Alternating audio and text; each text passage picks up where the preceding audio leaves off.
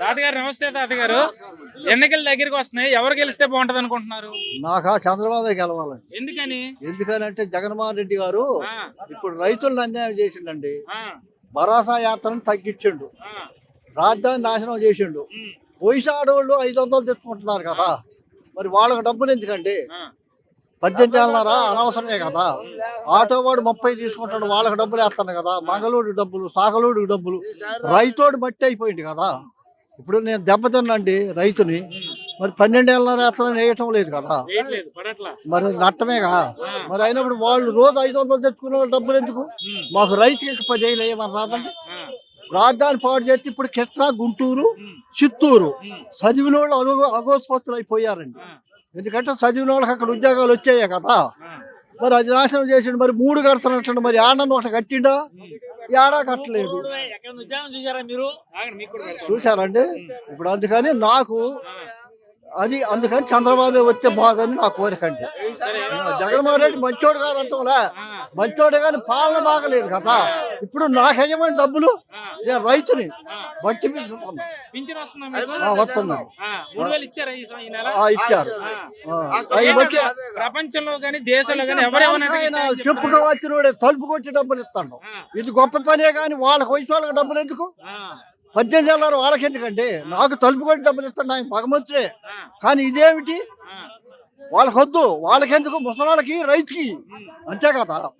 మరి రాజధాని కడితే ఈ సన్నకారు వాళ్ళు 3 జిల్లాలు, చిత్తూరు, గుంటూరు, కృష్ణా, చదివిన వాళ్ళు 100 మంది ఉంటారు. వాళ్ళు ఊరికే అభోగతి పాలైపోయారు కదా, వాళ్ళకి జాబులు వచ్చాయి కదా. మరి అది పొరపాటే.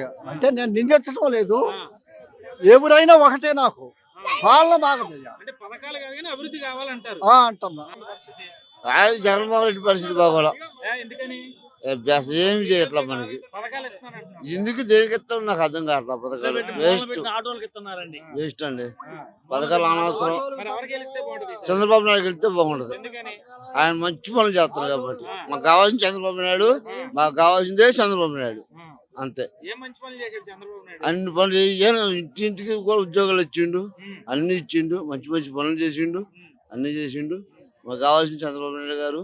ఈసారి సీఎం చంద్రబాబు నాయుడు కావాలని మేము కోరుకుంటున్నాం, మరి పూర్తి కోరుకుంటున్నాం. బ్రదర్ ఏం చేస్తుంటావు?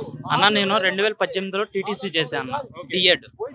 చంద్రబాబు గవర్నమెంట్ లో డిఎస్సి వదిలారు. అప్పుడు నాకు అప్పుడే ఎగ్జామ్స్ అయిపోయినాయి, నేను కొట్టుకోలేకపోయా. నాకు ఇంకా పరిజ్ఞానం రాక టైం సరిపోలా. అప్పుడే ఎగ్జామ్స్ అయిపోయినాయి, టైం 2 నెలలు ఉంది, నేను చదవలేకపోయా, నాకు రాలా.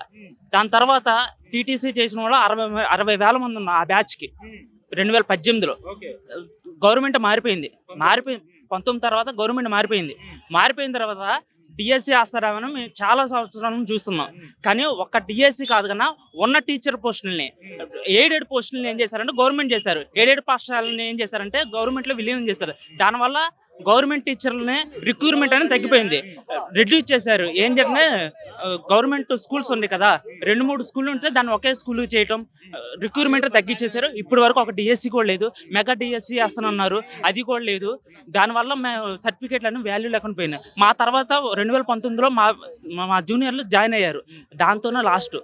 తర్వాత కాలేజీకి కూడా చేరలేదు. ఆ టీటీసీ అనేది అలా వేస్ట్ అయిపోయింది. దానివల్ల మీరు చెప్తా ఉన్నారు ఎయిడెడ్ స్కూల్స్ అన్నింటినీ కూడా విలీనం చేసేసారు, అది ఇది. కానీ జగన్మోహన్ రెడ్డి నాడు నేడు కింద పాఠశాలని అత్యంత అభివృద్ధి చేశాము, గత ప్రభుత్వాలు పట్టించుకొని కూడా అని చెప్పి ఈరోజు నాడు నేడు కార్యక్రమాన్ని తెర మీద తీసుకొచ్చారు. అసలు దీని గురించి ఏమంటారు అన్న? నాడు నేడు వచ్చేసరికి ముందు మనకి ఏం కావాలంటే ఇన్ఫ్రాస్ట్రక్చర్స్ అన్నీ కావాలి. ఓకే, నేను కాదంటలా, చేస్తున్నారు. రిక్రూట్మెంట్ ఏది? టీచర్స్, ఎడ్యుకేషన్కి కావాల్సింది ఏంటంటే సబ్జెక్ట్ చెప్పాలి. మనం బిల్డింగ్ ఎంత ఉన్నది కాదు, పాఠశాల ఎంత ఉన్నది కాదు, వసతులు ఎంత ఉన్నాయి కాదు, మనకి పిల్లలకి ఎన్ని సబ్జెక్ట్స్ ఉన్నాయి, మనం ఎంత సబ్జెక్ట్ ఇస్తున్నాం, ఎన్ని టీచర్స్ ఉన్నారు అనేది ఉండాలన్న. టీచర్స్ తక్కువ ఉండేసి పిల్లలు ఎక్కువ ఉండేసి ఒక టీచర్ ఉంటాడు. ఎలిమెంటరీ స్కూల్కి వచ్చేసి ఒక టీచర్ ఉంటాడు. 1 నుంచి 5 వరకు ఒకళ్ళే చెప్పాలి. అలా చేయటం వల్లనే అందరినీ సాటిస్ఫై చేయలేం, పిల్లలందరినీ. వాడికి వర్క్ ఇచ్చేసి నువ్వు చేసుకో బాబా అంటే ఇది ఒక 10 నిమిషాలు చెప్పేస్తాం, అలా నడిచిపోతూ ఉండి తప్పితే నాడు నేడు అనేది ఉపయోగమే, కానీ అంతగా ఉపయోగం కాదు. మనకి ఏం కావాలంటే మ్యాన్ పవర్ కావాలి. మ్యాన్ పవర్ లేనిది ఏం చేయలేం. సబ్జెక్ట్ అనేది ఉండాలి, పిల్లలకు ఉపయోగపడాలి.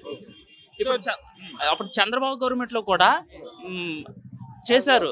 ఏంటంటే స్కూల్స్ ని ప్రైవేట్ వాళ్ళకి ఏం చేశారంటే ప్రైవేట్ వాళ్ళని ఇన్స్ట్రక్షన్ తీసుకొని గవర్నమెంట్ ని ఎలా డెవలప్మెంట్ చేయాలనేది వాళ్ళు కూడా చేశారు.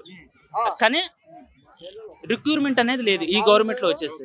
సో అయితే ఇక్కడ ఒకటి 2019 ఎన్నికలకు ముందు జగన్మోహన్ రెడ్డి ఇచ్చిన హామీల్లో ప్రతి సంవత్సరం 1వ తారీఖు జనవరి 1వ తారీఖు రాగానే జాబ్ క్యాలెండర్ రిలీజ్ చేస్తామని చెప్పారు. ఎన్నికల దగ్గరికి వస్తున్నాయి, ఒక జాబ్ క్యాలెండర్ రాలేదు. దీన్ని ప్రతిపక్షాలు ప్రశ్నిస్తూ ఉంటే గత ప్రభుత్వంలో చంద్రబాబు నాయుడు ఇంటికి ఒక ఉద్యోగం అన్నాడు, ఆ ఉద్యోగాలు చంద్రబాబు ఇవ్వలేదు అని చెప్పి దాన్ని తెర మీద తీసుకొచ్చిన పరిస్థితి. ఈ అంశాన్ని ఎట్లా? ఈ అంశాన్ని వచ్చేసరికి నేను వివరించేది ఏంటంటే ఒక గవర్నమెంట్ జాబ్ ఇవ్వాలంటే దానికి ఆర్థిక శాఖ అనేది అనుమతి ఉండాలి. ప్రతి ఒక్కరికి గవర్నమెంట్ జాబ్ ఇవ్వాలనేది కుదరదు. మనకేం కావాలంటే ప్రైవేట్ సెక్టర్ అభివృద్ధి చెందాలి. గవర్నమెంట్ ఎలా ఇస్తున్నాం, ఒక 10,000 గవర్నమెంట్ ఇస్తుంటే ఒక 20,000 ప్రైవేట్ జాబ్లు, అంటే ప్రైవేట్ జాబ్లు 5,000కి ఇస్తున్నారు, వాలంటీర్ ఇస్తున్నారు. 5,000కి ఏం వస్తున్నాయండి? ఇంట్లో సరుకులు ఏంటి, టీ ఏంటి, కాఫీ ఏంటి, కూరగాయలు ఏం కొనాలి, ఇలా ఉండిద్ది. ఇప్పుడు 5,000కి ఏమీ చేయలేము. ఏంటంటే ఏదో కూలి పనులకి వెళ్ళుకుంటా ఈ 5,000 తీసుకొని సేవ చేస్తున్నారు. ఎంతవరకు ఏదో కొద్ది గొప్ప జరుగుతుంది తప్పితే ఏం లేదండి. ఇవి పెట్టారు గవర్నమెంట్ కి సచివాలయం ఉద్యోగాలు పెట్టారు. సచివాలయంలో 11 మంది చేస్తున్నారు. 11 మంది చేస్తున్నా మేము ఎంప్లాయీ దగ్గరికి వెళ్ళక తప్పట్లా. ఆ ఎంప్లాయీ ఉంటున్నాడో లేదో తెలియదు. ఆ ఎంప్లాయీ దగ్గరికి ఏదన్నా తప్పుపోతే, అప్లికేషన్ ఏదైనా తప్పుపోతే వాలంటీర్ రెస్పాన్స్ తీసుకోదు, ఆ అధికారి రెస్పాన్స్ తీసుకోదు. మాకేగా ఒకసారి ఏదైనా సర్టిఫికెట్ వచ్చిన తర్వాత దానికోసం అనేది మళ్ళీ మేము ఆ ఎంప్లాయీ దగ్గరికి వెళ్ళాల్సి వస్తుంది. 11 మంది అనేది ఓకే, కానీ ఆ 11 మంది ఎంతవరకు చేస్తున్నారు ఏంటనేది డాష్ బోర్డులో పెడితే ఈ ఊరికి ఇంత చేస్తున్నాం అనేది ఒక డేటా కూడా లేదు. సో ఇది ఎన్నికల దగ్గరికి వస్తూ ఉన్నాయి.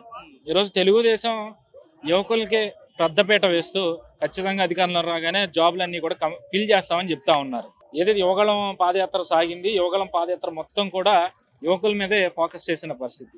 మరి ఏంటి ఈ ఎన్నికల్లో ఎవరికి ఎక్కువ అవకాశం ఉందంటారు గెలుపు అవకాశం వచ్చేసరికి ఇందుట్లో చాలా మంది టాపీ పని వాళ్ళు, కూలి పని వాళ్ళు చాలా నష్టపోయారు.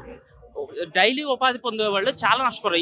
ఈ 5 సంవత్సరాలలో వచ్చేసరికి చాలా నష్టపోయారు. అదిగాక యువత చాలా నిరుద్యోగం పెరిగిపోయింది, ఎంప్లాయ్మెంట్ లేదు.